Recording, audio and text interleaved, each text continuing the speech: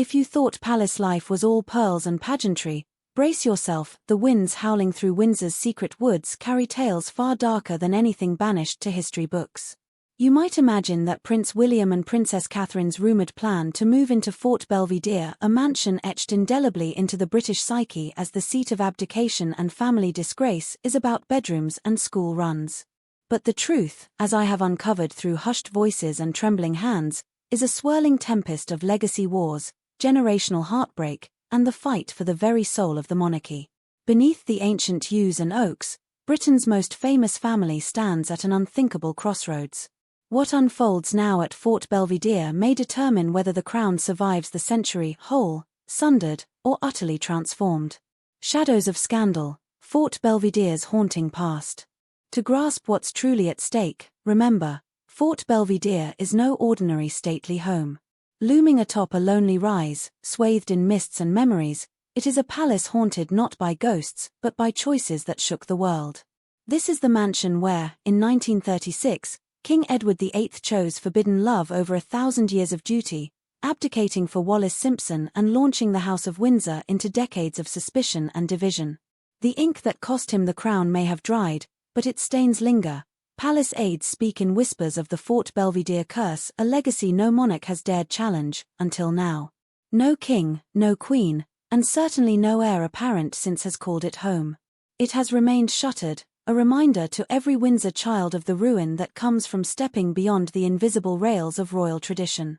And now, nearly 100 years after exile and disgrace, William and Catherine dare to reclaim it, announcing to Britain that old ghosts need not dictate new truths.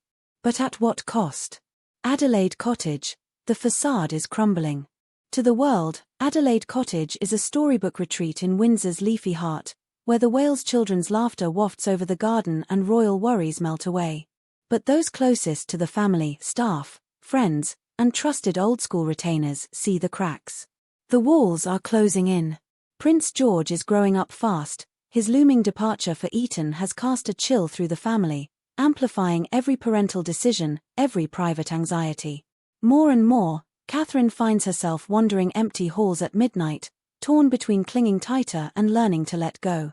Recently, insiders tell me, Adelaide has become almost claustrophobic, a gilded cage too narrow for the needs of 3 growing children and the demands of royal security.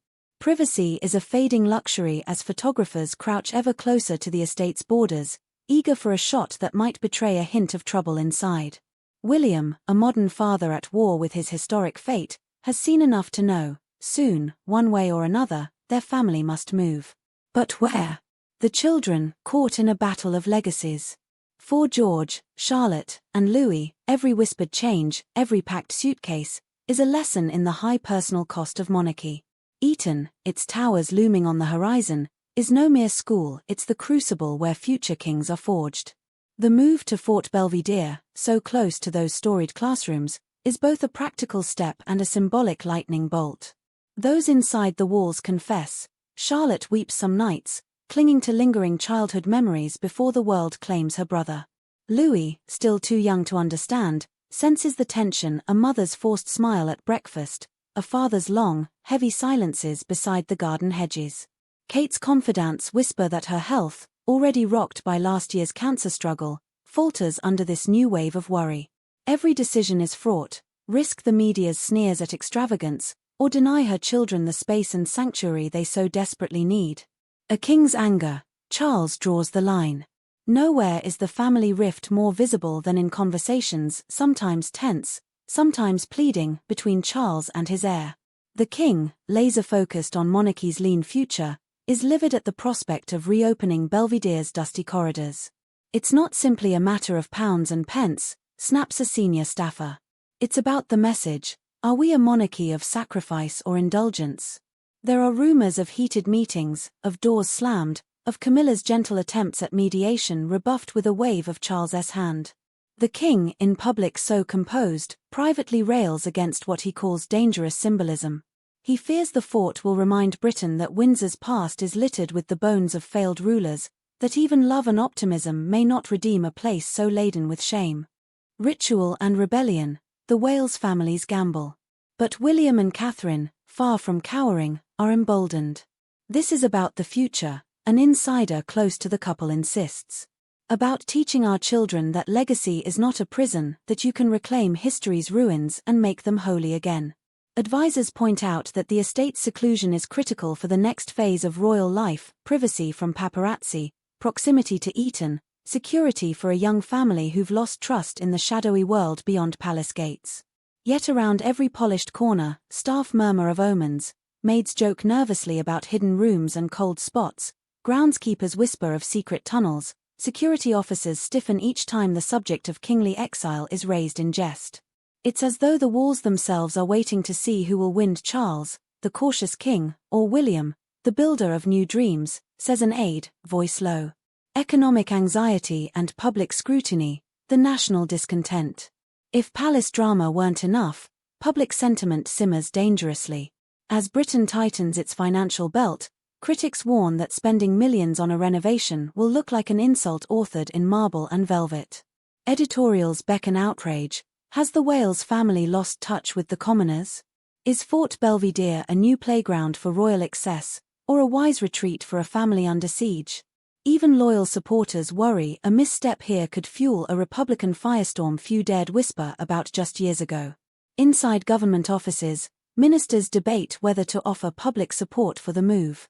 On the one hand, stability for the heirs is a national imperative.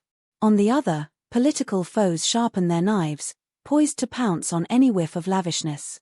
If they fumble this, warns a former cabinet member, the cost will be more than money. It will be trust. And that you cannot renovate. The symbolism, between curse and redemption. The stakes could not be higher. To return to Fort Belvedere is to light a candle in a tomb, to confront the sins of the past and proclaim that the monarchy can outlast even its own ghosts.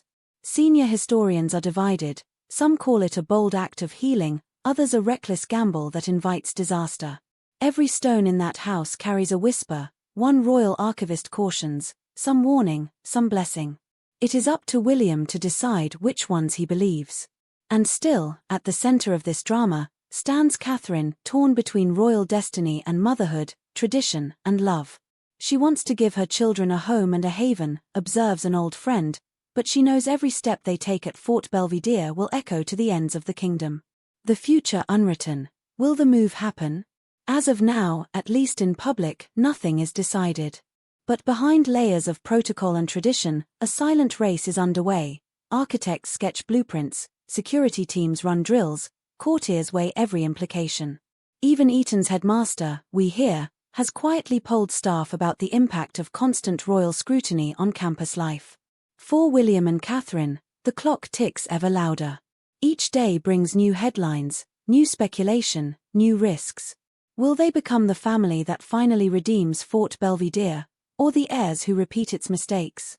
Will Charles hold firm, or, recognizing the tides of change, offer his blessing at the last possible hour? The next chapter of Britain's royal story is about to be written in fear, hope, and the indelible ink of public memory. Whatever happens, one thing is certain: the world will be watching. Because this, dear reader, is what it means to be royal: not glamour, not comfort, but the agony and awe of carrying a nation's ghosts on your shoulders. Stay close, I will be here with every shiver, every secret, every behind-the-scenes battle as the House of Windsor inches toward the most consequential move of this century. The fate of the crown, of George's childhood, of William and Catherine's legacy, hangs on a choice as old as time. Can history's curses ever truly be broken, or are we doomed to live them again?